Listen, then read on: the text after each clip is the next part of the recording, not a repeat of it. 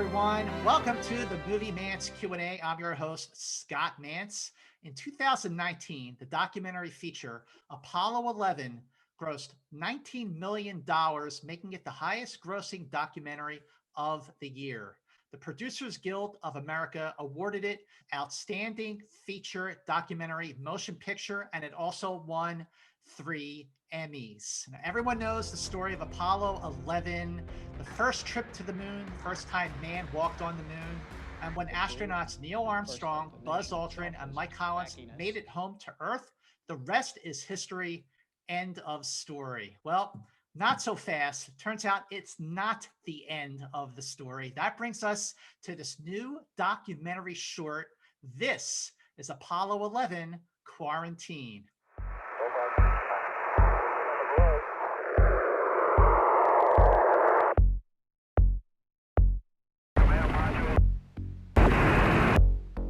We've been seeing the quarantine procedures instituted to protect us from any harmful life on the moon and to protect any piece of life that might exist from being destroyed by our contamination. And joining me right now is the director and editor of Apollo 11 Quarantine and the documentary feature Apollo 11, TODD Douglas Miller. How you doing, Todd? I'm doing good. How are you? I'm doing great, and I'm so excited. I never thought I would get the chance to talk to you again about Apollo 11. You know, the story in itself. I've seen the documentary feature so many times, I lost count, and I just think it's a perfect film. And when it was over, I wanted more, and I got it. And I didn't even realize that I needed it. But I want to know, like, when did this come about for you that you were going to continue the story with the short film Quarantine?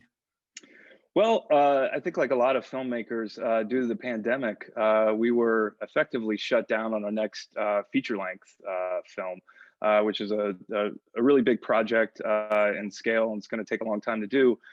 So we were in the midst of delivering this immense archive that we created in scanning all these materials and digitizing all these materials for the National Archives and putting it back in the public domain. So that work was continuing as we were releasing Apollo 11 and subsequently into 2020.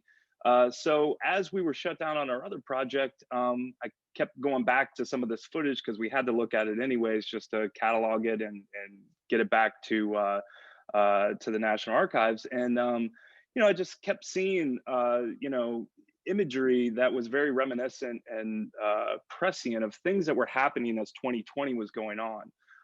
Things that that was happening in the late 60s that were going on today. So there was a lot of parallel imagery, and so it started off kind of like Apollo 11. Just started stitching some things together. I thought it would be a little 5-minute little thing that maybe we could just throw out there. And then we really got into, once I started talking to the team and that put together Apollo 11. We started putting all the puzzle pieces together. Well, they really did go through a tremendous ordeal during this quarantine period. Imagine going to the moon, coming back, and then you're just locked into, what is basically a Winnebago for a couple days. That's, put into a giant jumbo jet and flown back, to Houston. And then the NASA built this entire facility, the Lunar Receiving Laboratory, to not only house the astronauts for this 3-week quarantine period, but also all the lunar material that they brought back with them, including the command module. So what we thought was just going to be kind of a fun little, 5-minute film, as the year progressed, turned into something more. And then, and it was nice also to get the team back together because a lot of people, they weren't doing much because of the quarantine. So it gave everyone something to work on too, which was great. And then even of the, I think of the summer with, the racial justice movement that was happening and then ramping up into the election and then seeing this, riot that happened on the Capitol. I don't want to spoil it, but the film ends with a joint session of Congress in the very House chamber where, at the Capitol where all these events happened a couple weeks ago. And so then it really took on, you know, in the last couple of weeks, a real new thing. So it just keeps, you know, the footage itself, at least for me and all of us that worked on it, it's kind of the gift that keeps on giving. And it's also a reminder of you know, this this amazing optimism that, you know, the country had back then during this time period, even during this quarantine period. I got to tell you, you just answered about 20 of my questions right there. Yeah, I got Sorry, a whole Scott. list Sorry. right here. But you know what, Todd, the things that, you know, when I was watching the film, I was really thinking, like, who knew that first of all, we'd be in this position where it'd be going on a year now since most of us were really enforcing ourselves in quarantine. And who knew that looking back on these three guys from Apollo 11, that we'd be in such great company, that we would relate to them. You know, like there's a scene where they're playing cards and they just look like they are just passing the time. You see them washing their hands, and when they're let out of quarantine, you know, Neil's first words are like, you know, that was not exactly what I was looking to do after we went to the moon, but you got to do what you got to do. And when you were going back to do this again, how did your own experiences with quarantine and your filmmakers, your team, like, have this renewed sense of perspective going back to this footage? Yeah, it's a good question. You know, I think we were all because we had to kind of pivot into a new direction because we were working on this other project, and then this came about. It was almost comforting in a way to know that, you know, that this whole, and it just wasn't the three astronauts.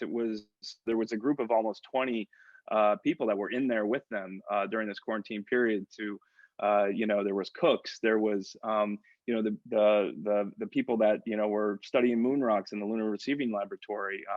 You know, just the support staff. So it was kind of comforting in a way to know that, you know, in a very small, you know, almost a microcosm of what we're experiencing, you know, that they did it. And so I think very early on in the spring, and I'm based in New York, and New York City was very scary, and, you know, in March and April of last year. And it was kind of comforting to know that dealing with the team, even though that we were all working remote, from the you know, the post house to, you know, our archivist who was over in Europe to you know, some of the historians that we were interfacing with, that we could still manage to work. Okay, we're locked in a, you know, in a pandemic, but we're watching in real time this footage where they're making it work. They were still doing science. They were still, you know, having communication with their family, you know, even though it wasn't, you know, anything like what you and I are doing. You know, they physically had to go in, you know, isolation rooms. But yeah, it was reassuring to see, I would say, that they can make it work. You know, we can make it work. You know, I'm really curious to know, like compared to the way you made the feature, the documentary feature, like what were the adjustments that you and your team had to do in order to move forward on the quarantine short? Like, how did you do this in quarantine? Well, it's a, you know, it's a real testament to the post house team, Will Cox and his people over at Final Frame, and also the people at IMAX. You know, we can't get in the theater. I can't go and, you know, and look at this stuff on a big screen like we did with Apollo 11, and I can't go to the Smithsonian, you know, IMAX screen and test it with, you know, the astronauts. It's just not happening. So Will and those guys really did a great job in developing a system in which everyone could work remotely. And that include, like, you know, from the colorist to our, you know, the audio people. And we all just learned how to transmit files. And I got to say, 10 years ago, this wouldn't have been possible. I mean, we were dealing with this enormous, as you know, the large format footage when digitized are these enormous files. So to be able to transmit them and work on them in a timely fashion, even though we were only, you know, it's a 23-minute film, but you know, we were dealing with hours and hours, obviously, of footage, and to be able to transmit that stuff and do it seamlessly, and it really was a seamless effort. It's just a real testament to technology of today, and also how it was implemented by the entire team. Well, the short is having an exclusive run in IMAX theaters starting on January 29th. So what were the steps taken to enhance the footage, to restore the footage, to give it the best optimal HD quality like you did with the documentary feature Apollo 11? Yeah, it was, we learned a lot of lessons. We kind of broke the mold workflow wise on a lot of things, particularly in the acquisition process and scanning all this original negative, and then having to, manipulate it in a way that it could, survive on a giant screen and not, and not look horrendous. Um, and again, it comes down to the technology. The original film scanner that we used on Apollo 11, we actually have a more advanced film scanner that the guys at Final Frame have developed. It's able to almost do double the resolution of what we did on the original negative with that stuff. So, and then with our audio team, with Brian Eimer and Eric Milano, again, we learned all the mistakes on Apollo 11. So this was, okay, we could just, take the lessons that we learned on it and really make it something unique, and then hopefully kick it up a notch. So, and then the great team at IMAX, they took the work that we, the foundation that we built, and then they made it the magic that IMAX can. Lee Weimer, who's a tremendous colorist, David Keeley and Bruce Marco, that whole team over there, they're just really fantastic. So I'm very, very much looking forward to the day when I could experience, the short film with an audience like I could with Apollo 11 in an IMAX theater, safely, Absolutely. of course. Yes. Now, listen, this is the quarantine short it does so much because it's the perfect coda to the documentary feature. It takes if you'll pardon the expression, a giant leap further, because it continues a necessary, very, very necessary part of the story, and is watching it, Todd, I felt so much hope. It was such a cathartic experience to continue this adventure in a way that was relatable in 2020 and 2021 as it was for, July of 1969. Yeah, I think you look historically, and I try to be a good student of history, and particularly American history. And film is a very young medium, cinema. It's only been around for a couple hundred years, and you look back, talk about parallels. You look back to what was going on, with the dawn of motion pictures coming out of the Civil War and the Reconstruction era, and really the failure of Reconstruction. And if you could take that time period and what we're living in today, the late 60s, as far as from a historical perspective, is this real optimistic, hopeful time period, and it's kind of the fulcrum of these two other time periods that we're living in today and coming out of the Civil War.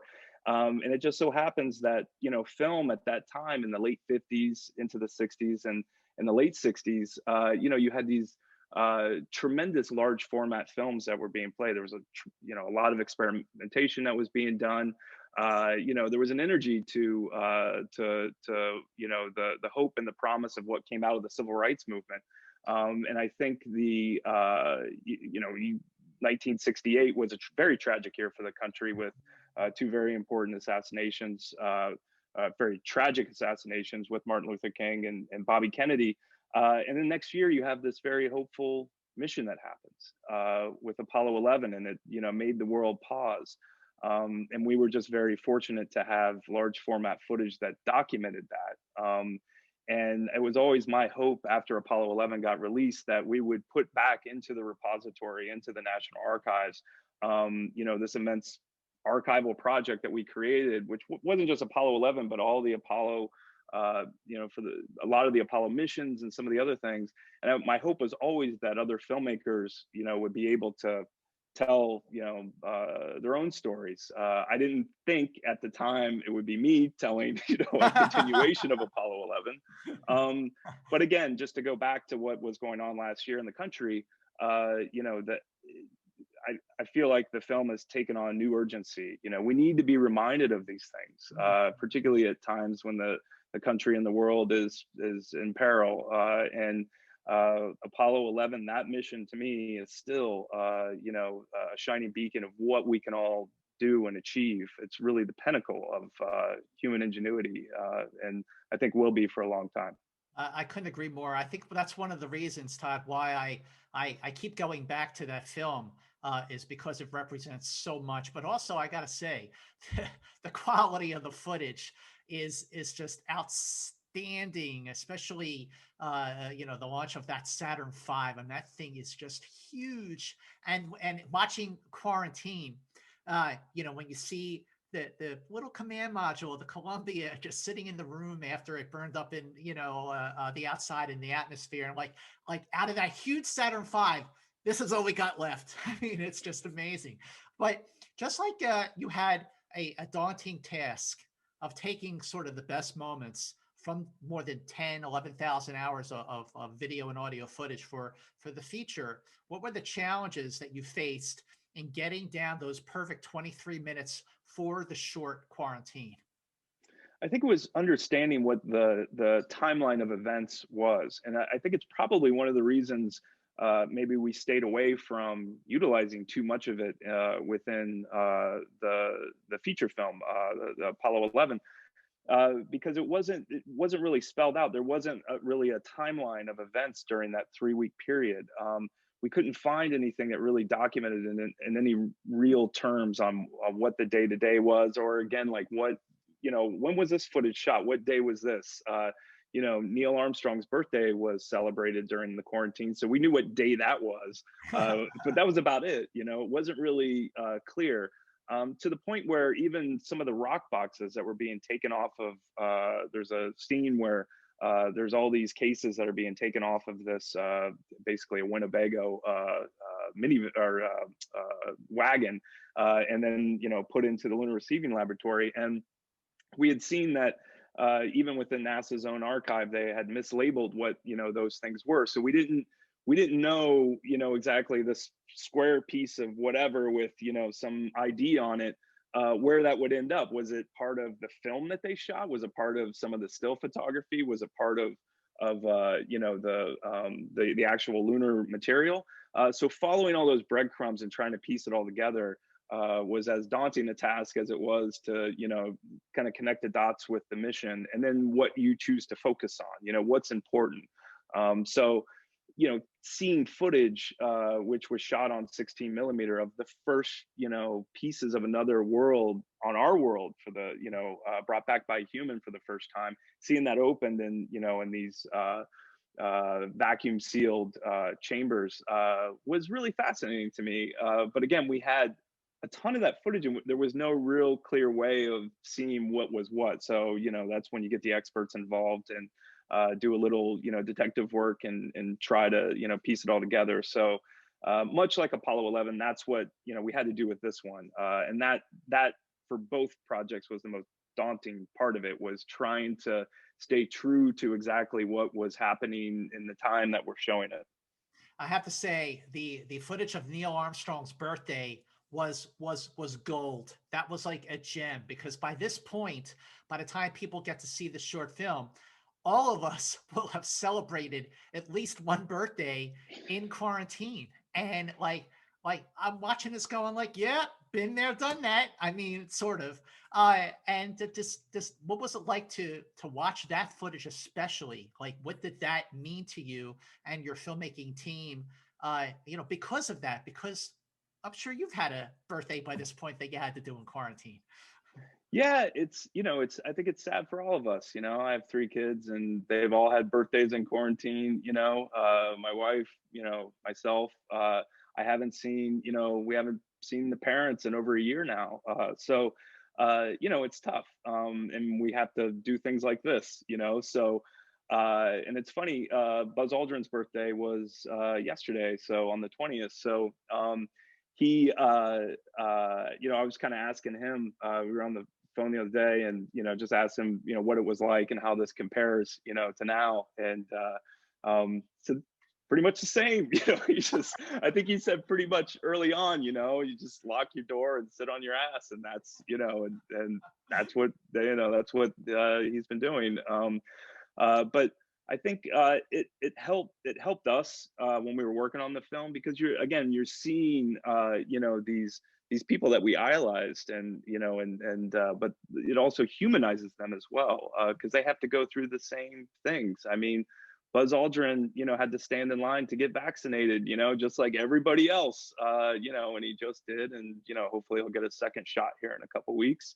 And he's got to sit locked behind a door, the same as everybody else. So, and he's one of the first people, and I'm sure Mike Collins feels the same way, we're all in this together. And that's kind of what, the short film highlights is, these guys did this amazing thing. They should have been able to run home, hug their families, on this death-defying trip.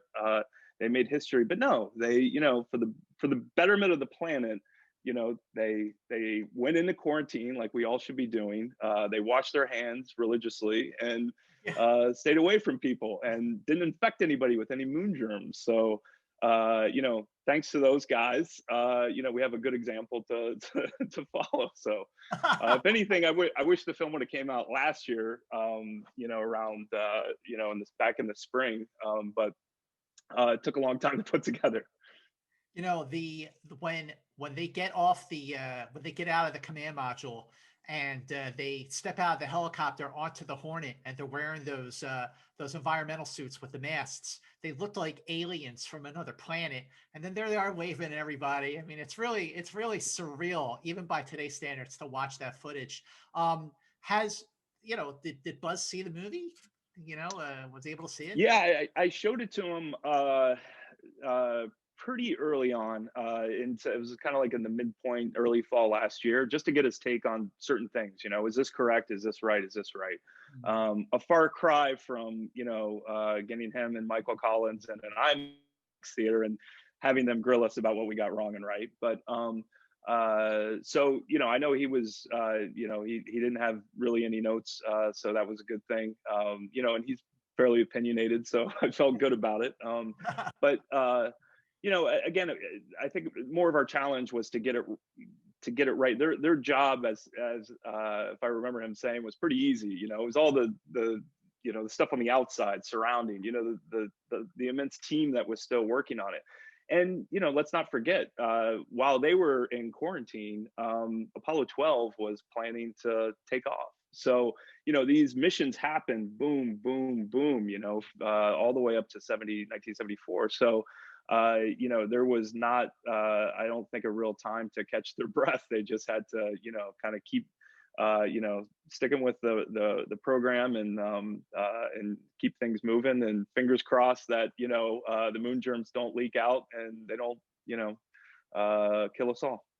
Well, I gotta say, the other thing that struck me about the quarantine short was, I mean, you've got the humor, and you certainly have this extension of the story that fits perfectly with the feature documentary. But there's also an intimacy to the short that I really loved, and I really connected with. And it was another aspect of this documentary short that just made it so perfectly timed. Was there a goal with getting that intimacy, or did it just come out naturally? Yeah, I think my favorite parts of Apollo 11, and I tried to watch it as much as I could when it was in the theater, and I would go to screenings. I just really enjoyed just watching it, even though we made it.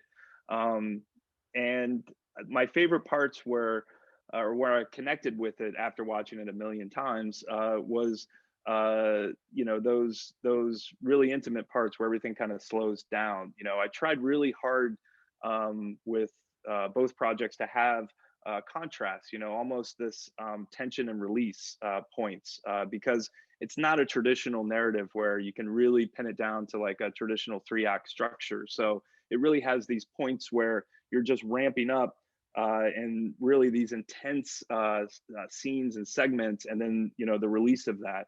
And I think those release moments, that's what you really gravitate towards. And I found that in editing and working with the quarantine scenes, stripping everything out even more, taking away music, taking away everything, and just making the audience just feel like they're right there with them. That would be, what would be the draw. So that intimacy that you mentioned, I think that comes from just that technique of stripping out all the artifice and just, getting with exactly what were the sounds, when they were taking the rock boxes out, like what did that sound like to be in that room? Was there a machine, on the side that was humming?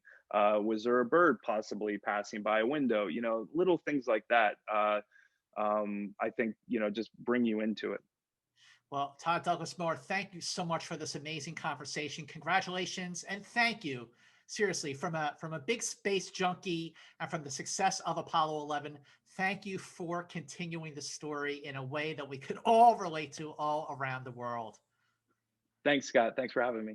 And once again, Apollo 11 Quarantine opens in IMAX theaters on January 29th. Thank you so much for joining me on the Moviemantz Q&A. Please give this video a like, please share it, and please subscribe to this channel. Until the next edition of the Moviemantz Q&A, here's looking at you, kid.